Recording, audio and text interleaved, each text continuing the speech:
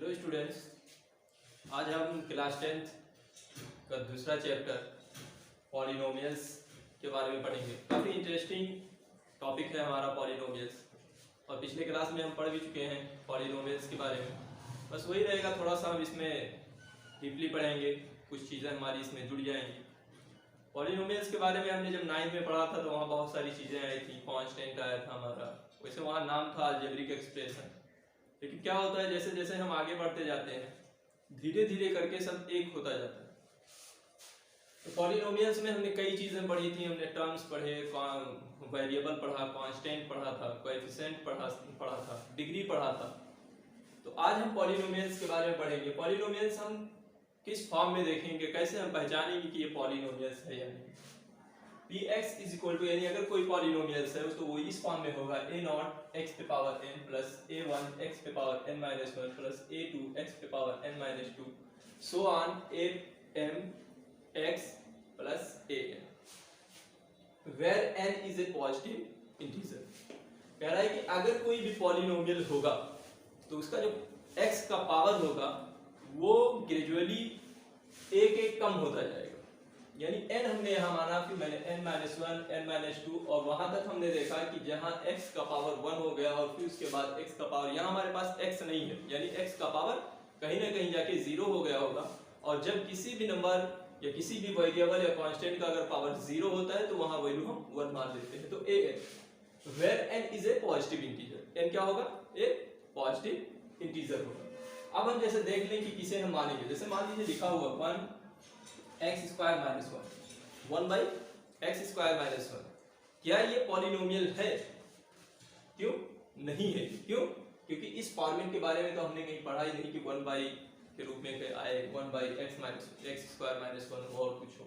हमने क्या पढ़ा, सीधा सीधा हमने पढ़ा कि वो a0 x पे पावर n, यानी उसका पावर धीरे धीरे जो होगा वेरिएबल का, यानी x जो हमारा वेरिएबल का, वो धीरे धीरे रिड्यूस होता जाएगा, कम होता जाएगा, और a जो हमारा है ये कांस्टेंट के रूप में काम करेगा। फिर हम मान लेते हैं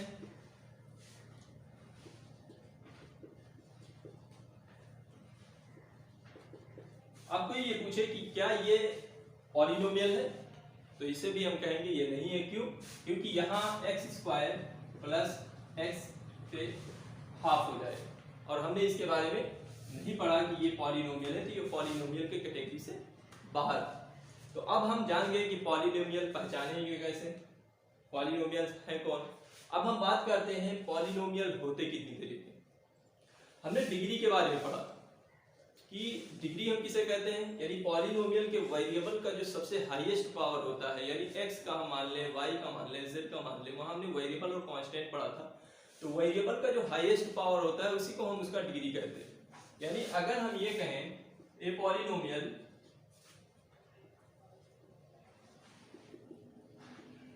ऑफ डिग्री 1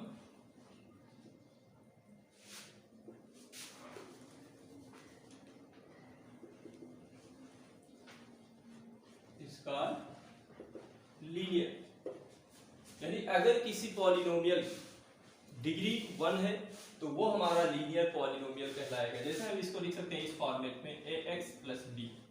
यहाँ x हमारा जो है उसका पावर 1 है, यानी जब हाईएस्ट पावर को अगर हम देखें तो वही हमारी डिग्री होती है। तो यहाँ सिर्फ x है, एक ही x है, और उसका भी पावर क्या है, 1 है, तो उसकी डिग्री 1 होगी। दूसरा जो हमारा होगा वो ये होगा a polynomial of degree 2 is called quadratic, यानी ऐसा पॉलिनोमियल जिसकी डिग्री 2 हो तो उसे हम क्वाड्रेटिक कहेंगे। उसका फॉर्मेट हमारा होगा ax square plus bx plus c। इस फॉर्मेट में हमें मिलेगा, यानी यहाँ पे x स्क्वायर, फिर हमारा x आया, फिर दूसरे में हमारा खत्म हो गया। हम क्या देख रहे हैं कि धीरे धीरे करके कम हो रहा है और यहाँ जाके खत्म हो गया। तीसरा हमारा जो होगा वो होगा ए पॉलिनोमियल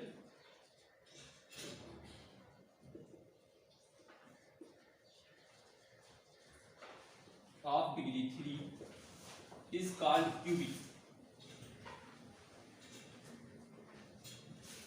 तीसरा हमारा जो होगा, अगर किसी भी पॉलिनोमियल की डिग्री 3 है उसकी जो हाईएस्ट पावर है वेरिएबल का अगर वो 3 है तो वो हमारा क्यूबिक पॉलिनोमियल कहलाएगा। तो लीनियर हमें पता चला जिसकी डिग्री 1 हो, जिस भी पॉलिनोमियल की डिग्री 2 हो वो हमारा क्वाड्रेटिक कहलाएगा, जिस भी पॉलिनोमियल की डिग्री अगर 3 हो तो वो क्यूबिक कहलाएगा। अब देखते हैं जीरोज ऑफ पॉलिनोमियल्स, यानी पॉलिनोमियल्स के जीरोज, कितने जीरोज होंगे, कौन से लीनियर पॉलिनोमियल्स में कितने जीरोज हो सकते हैं। तो सबसे पहले हम जानते हैं कि जीरोज ऑफ पॉलिनोमियल्स होते क्या हैं।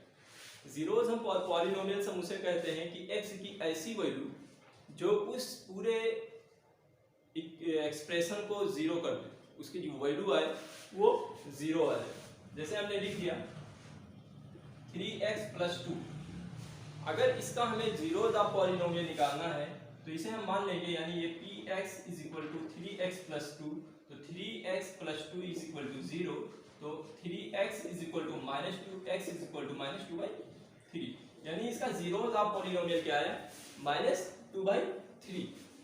ये था हमारा लीनियर, यानी लीनियर पॉलिनोमियल में जो जीरोज ऑफ पॉलिनोमियल्स होगा वो एट मोस्ट 1 होगा। अगर हम क्वाड्रेटिक को ले लें तो वहां पे हमारे जीरोज ऑफ पॉलिनोमियल्स 2 हो जाएंगे। जैसे हम एक ले लें x² + 3x + 2। क्या करते थे कि जब हम क्लास 9th में इसको ब्रेक करते थे, स्प्लिट करते थे इसके बीच वाले टर्म को, और ऐसे स्प्लिट करते थे कि इन दोनों का प्रोडक्ट, जिसमें हम स्प्लिट करें उन दोनों का प्रोडक्ट इस x² यानी x² और कांस्टेंट वाले टर्म के प्रोडक्ट के बराबर आए, और जब भी हम स्प्लिट को जोड़े या घटाएं तो ये जो हमारा पुराना था वही आ जाए। यानी इसको हम लिख सकते हैं x² + 2x + 2 2x + x + 2। यहाँ देखिए इन दोनों को अगर हम मल्टीप्लाई करें तो 2x², और इन दोनों को हम मल्टीप्लाई करेंगे तो 2x², दोनों को जोड़ेंगे तो 3x। अब हमें मिला क्या, x² + 2x को हम ग्रुपिंग अगर जब करेंगे तो इसकी ग्रुपिंग कर लेंगे और इसकी ग्रुपिंग कर लेंगे। तो यहाँ हमको क्या दिख रहा है कि x कॉमन है, दोनों में है, तो x कॉमन ले लेंगे तो x + 2, और यहाँ पे कुछ कॉमन नहीं दिख रहा है तो 1 तो कॉमन हो ही सकता है, तो x + 2। अब हम देखेंगे कि हमारा सही कहाँ तक, अगर ये जो दोनों कॉमन के बाद जो ब्रैकेट में आ रहे हैं वो दोनों अगर सेम है तो वो हमारा सही होगा। यहाँ भी x + 2, यहाँ भी x + 2, ये कॉमन हो जाएगा, बचा क्या हमारे पास x + 1। अगर हम देखें यहाँ पे तो हमारे जीरोज ऑफ पॉलिनोमियल्स 2 मिले। एक तो क्या हो गया x + 2 = 0, यानी x = -2। दूसरा हमको मिला x + 1 = 0, x = -1।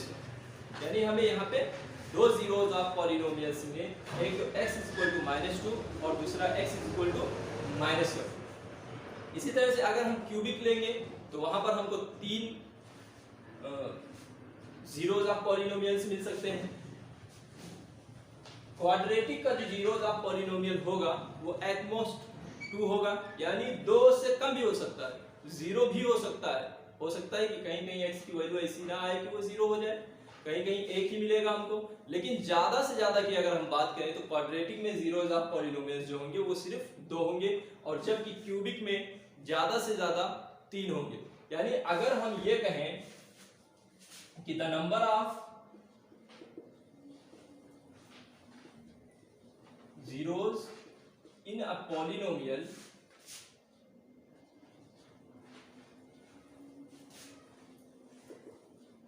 of degree n at most n, यानी अगर किसी भी नंबर पॉलिनोमियल का जीरोज, नंबर ऑफ जीरोज निकालना है किसी भी पॉलिनोमियल का, तो वो ज्यादा से ज्यादा उतना ही हो सकता है जितना की उसकी डिग्री हो। यानी अगर उसकी n डिग्री है पॉलिनोमियल की तो उतना ही जीरोज ऑफ पॉलिनोमियल हो सकता है, ज्यादा से ज्यादा। हम ये नहीं कह सकते हैं कि अगर क्यूबिक है तो उसके 3 होंगे, हो सकता है 2 ही हो सकता है 1 ही हो सकता है न भी हो, 0 हो जीरोज ऑफ पॉलिनोमियल। लेकिन अगर हम ज्यादा से ज्यादा की बात करेंगे तो जितनी उसकी डिग्री होगी पॉलिनोमियल की उतनी ही उसके ज्यादा से ज्यादा उसके जीरोज, नंबर ऑफ जीरोज होंगे। अब हम देखेंगे geometrical meaning of the zeros of polynomials. यानी ज्योमेट्रिकल, जैसे हम कोऑर्डिनेट में हम क्या करते थे कि किसी भी लीनियर इक्वेशन को हम शो करते थे ग्राफ पे, एक्सिस को बनाते थे, एक्स एक्सिस वाई एक्सिस को बनाते थे और फिर हम उस पर पॉइंट नोट करके उसको हम इस तरह से शो कर देते थे। मान लीजिए कि आपका जो पॉलिनोमियल है वो ए एक्स प्लस बी यानी लीनियर पॉलिनोमियल। क्यों? क्योंकि यहाँ x की जो पावर है वो 1 है, यानी डिग्री जब 1 होगी तो लीनियर पॉलिनोमियल होगा। इसे हम y मान लेंगे। तो वहां जब हम शो करते थे ग्राफ पे एक्सिस को बनाकर, x एक्सिस y एक्सिस को बनाकर, तो हम वहां पे क्या करते थे, x की ऐसी वैल्यू पुट करते थे जहां y हमारा क्या आ जाए, 0 आ जाए। तो मान लीजिए अगर y आपका 0 होगा तो यहाँ कहीं पे होगा जहां x एक्सिस पे काटेगा, इस पॉइंट पर y 0 होगा। जहां भी y 0 होगा, जितनी बार y 0 होगा x की वैल्यू से, उतना ही हमारा नंबर ऑफ जीरोज होगा। यानी x एक्सिस पे कितनी बार कट कर रहा है ये लाइन, एक बार, तो इसका जीरोज ऑफ पॉलिनोमियल क्या होगा, 1 होगा। यानी अगर हम ग्राफ को देखें, जितनी बार x एक्सिस को कोई लाइन या कोई ग्राफ कट करता है उतना ही उसका जीरोज ऑफ पॉलिनोमियल होता है। तो हम ये कह सकते हैं कि एक लीनियर पॉलिनोमियल जो होता है वो एक लाइन होती है। अब हम ले लेते हैं क्वाड्रेटिक पॉलिनोमियल। क्वाड्रेटिक पॉलिनोमियल का जब हम देखते हैं एक्सिस पे तो वो कुछ इस तरह से होता है।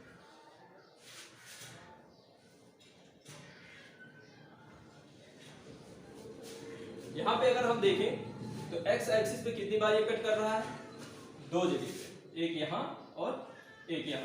तो अगर हमसे कोई कहे कि इसके नंबर ऑफ जीरोस कितने हैं, तो हम कहेंगे नंबर ऑफ जीरोस 2 है।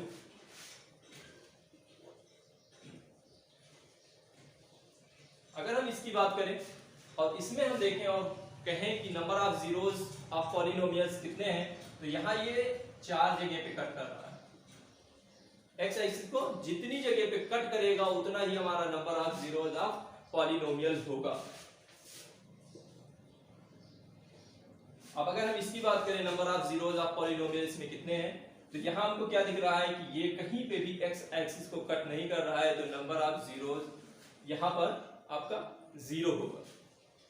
या मान लीजिए ग्राफ इस तरह से बना दे, यहां 1 2 3 -1 -2 और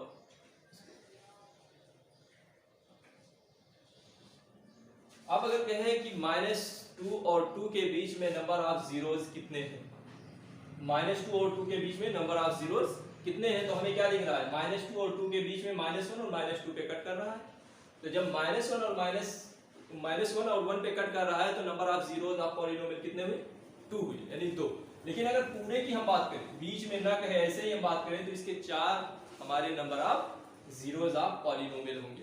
तो हम ग्राफ को जब देखेंगे तो वहां ये हम देखेंगे कि जो भी लाइन है वो x एक्सिस को कितने पॉइंट पर कट करती है। जितने पॉइंट पर वो x एक्सिस को कट करेगी उतना ही हमारा number of zeros of polynomial होगा। अब हम एक एग्जांपल ले लेते हैं। If 1 0 of the polynomial ex is equal to x square plus ax plus 5 is 1, find the value of k। अगर हम यहाँ पे देखें तो ये हमारा जो पॉलिनोमियल है ये क्वाड्रेटिक है। क्यों? क्योंकि यहाँ पे हमारा जो डिग्री है वो 2 है, तो इसलिए क्वाड्रेटिक है। तो इसके ज्यादा से ज्यादा कितने जीरोस हो सकते हैं, 2 जीरोस हो सकते हैं, जिसमें से एक हमको पता है। कोई जरूरी नहीं है कि 2 ही होंगे, हो सकता है एक ही हो।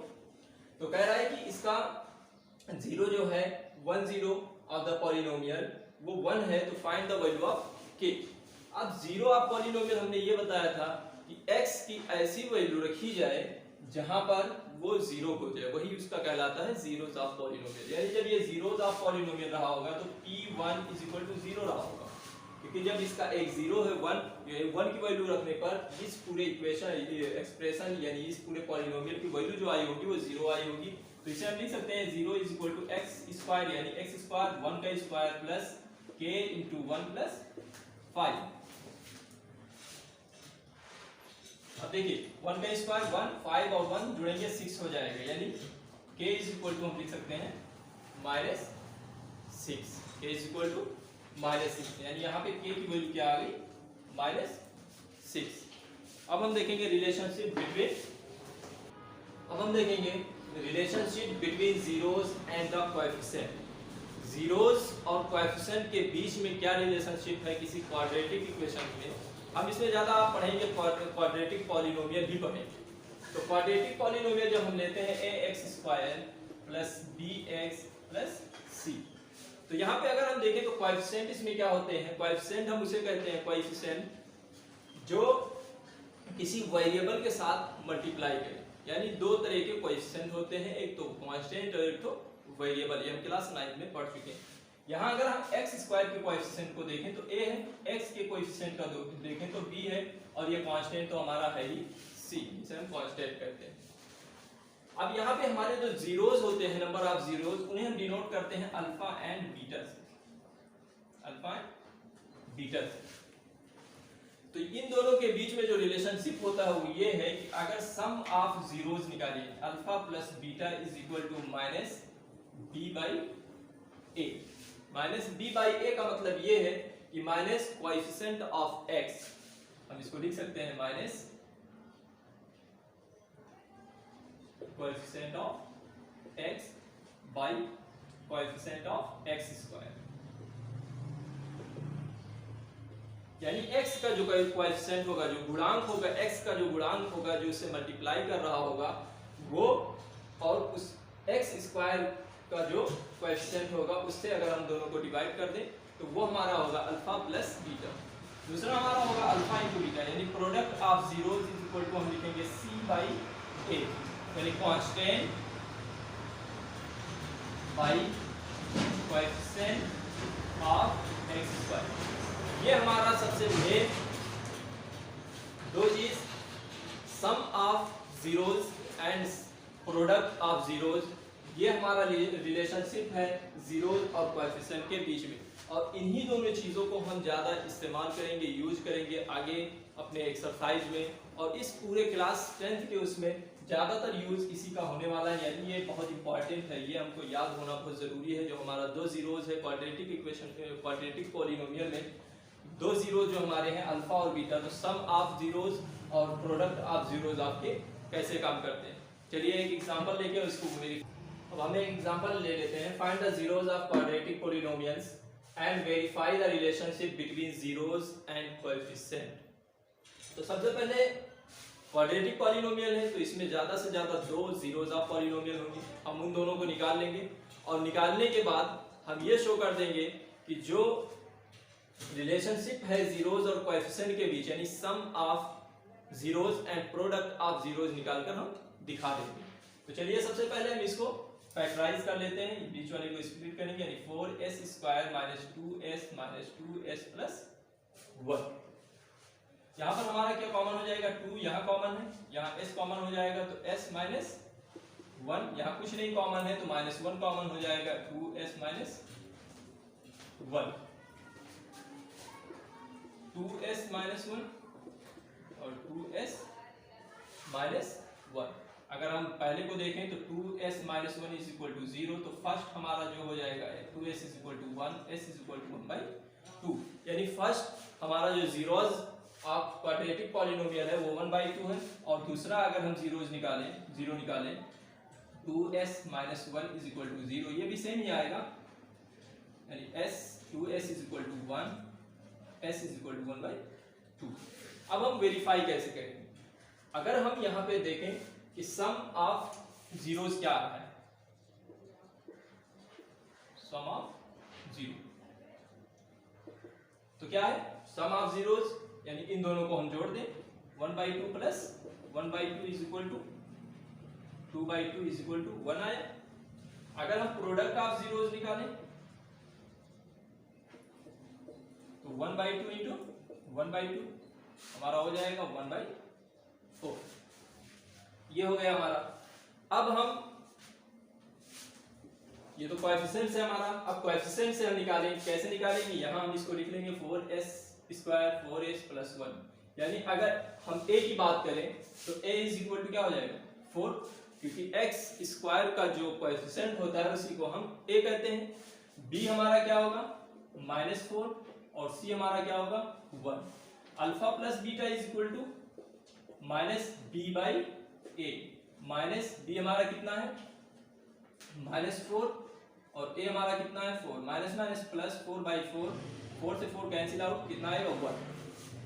अब हम अल्फा इंटू बीटा दें, अल्फा इंटू बीटा हमारा क्या है c/a, c हमारा 1 है और a हमारा 4 है, 1/4। क्या मिला हमको कि जब हम कोएफिशिएंट से निकाला हमने, तब भी हमारा सम ऑफ जीरोस क्या आया 1 और प्रोडक्ट ऑफ जीरोस क्या आया 1/4। और जब हमने जीरोस से निकाला, जीरोस ऑफ पॉलिनोमियल निकाल के उसके बाद उन दोनों को जोड़ा और प्रोडक्ट उसका निकाला, यानी सम और प्रोडक्ट निकाला, दोनों सेम आई, यही इन दोनों के बीच का रिलेशनशिप है। एक और ले लेते हैं, एक एग्जांपल इसी पर।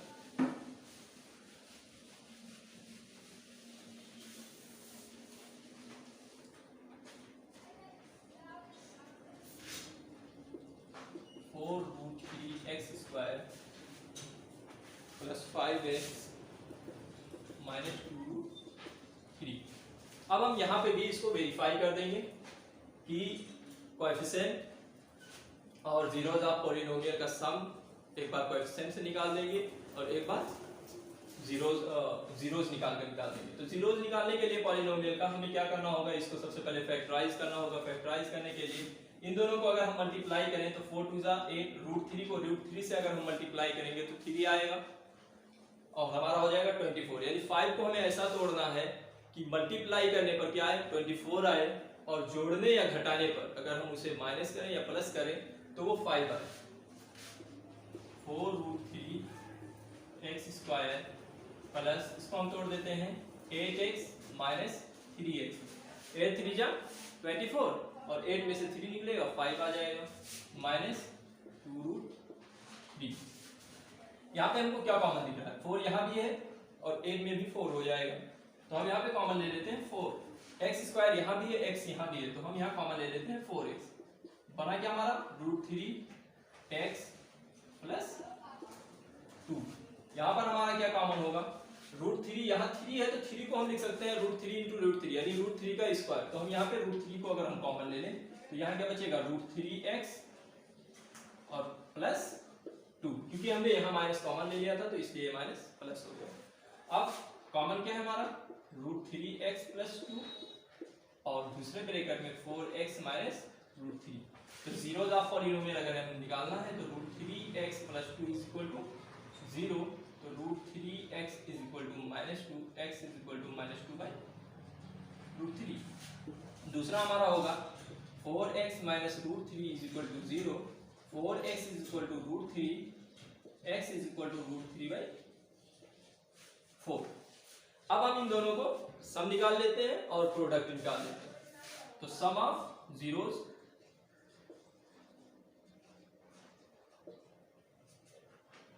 -2/√3 प्लस √3/4। क्या करेंगे, हम इन दोनों का एलसीएम ले लेंगे और क्रॉस मल्टीप्लाई कर देंगे। 4 2 जा 8 -8 प्लस 3/4√3 यानी -5/4√3। अब प्रोडक्ट ऑफ जीरोस निकाल देते हैं।